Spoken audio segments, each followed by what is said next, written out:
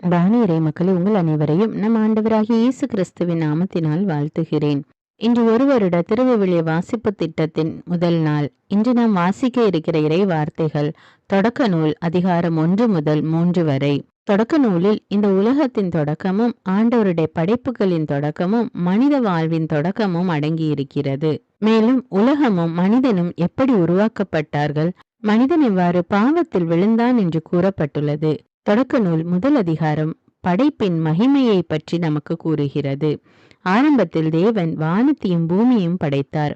அதன் பிறகு ஒவ்வொரு நாளும் ஆண்டவர் ஒரு படைப்பை படைக்கிறார். முதல் நாளில் ஒளி தோன்றியது. தேவன் இருளை ஒளியிலிருந்து பிரித்தார். இரண்டாம் நாளில் வானம் உருவாக்கப்பட்டது. மூன்றாம் நாள் நிலத்தையும் கடலையும் பிரித்தார். மேலும் செடிகள் மரங்கள் அனைத்தும் தோன்றின. நான்காம் நாள் சூரிய சந்திர நட்சத்திரங்களை படைத்தார். ஐந்தாம் நாள் பறவைகள், மீன்கள், நீர்வாழ் மிருகங்கள் அனைத்தையும் படைத்தார்.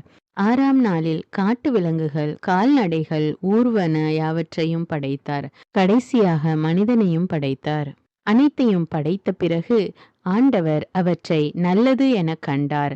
ஆம், ஆண்டவருடைய பார்வையில் எல்லாம் நல்லவையாக நிறைவானவையாக இருந்தன. 2ஆம் அதிகாரத்தில் மனிதனின் பெருமையை காட்டுகிறது.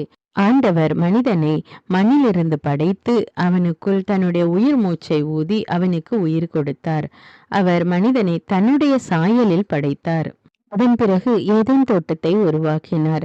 மேலும் மனிதன் தனிமையாக இருப்பது நல்லதன்று என்று நினைத்து அவனுக்கு ஒரு ஏற்ற துணையை உருவாக்க வேண்டும் என்று ஏவாளை படைத்தார். ஆதாமையும் ஏவாளையும் மிகுந்த செழிப்பான அழகான ஏதேன் தோட்டத்தில் ஆண்டவர் இருத்தினார். இருந்து ஆண்டவர் நம்முடைய வாழ்க்கையை அவர் கவனிக்கிறார். நமக்கு என்ன வேண்டும் என்று அவர் அறிந்து நாம் கேட்பதற்கு முன்னதாகவே அதை அவர் நமக்கு கொடுக்கிறார் என்று தெரிகிறது. மேலும் நாம் தனிமையில் இருப்பது அவருக்கு விருப்பமில்லை. தனிமையில் இருந்து நம்மை மீட்டெடுக்கிற தேவன்தான் நம்முடைய தேவன். நமக்கு ஏற்ற நேரத்திலே எந்த உதவி தேவைப்பட்டாலும் அதை நாம் கேட்பதற்கு முன்னதாகவே கொடுக்கிற தேவனாக இருக்கிறார் நம் தேவன். தொடக்க நூல் 3வது அதிகாரம் மனிதனின் வீழ்ச்சியை நமக்கு கூறுகிறது. பேராசை, குழப்பம், திசை திருப்புவது போன்ற காரியங்கள் மனிதனை கீழே தள்ளுகின்றன. சாத்தான் பாம்பின் மூலம் வந்து ஏவாளை ஏமாற்றினான்.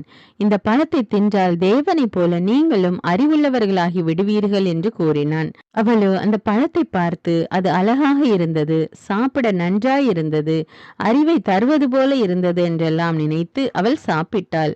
ஆதாமுக்கும் சாப்பிட கொடுத்தாள். அதை உண்ட பிறகு அவர்களுடைய வாழ்க்கையிலே குற்ற உணர்வு வந்தது, பயம் வந்தது. ஆண்டவரை நேருக்கு நேர் பார்க்க முடியாமல் ஒளிந்து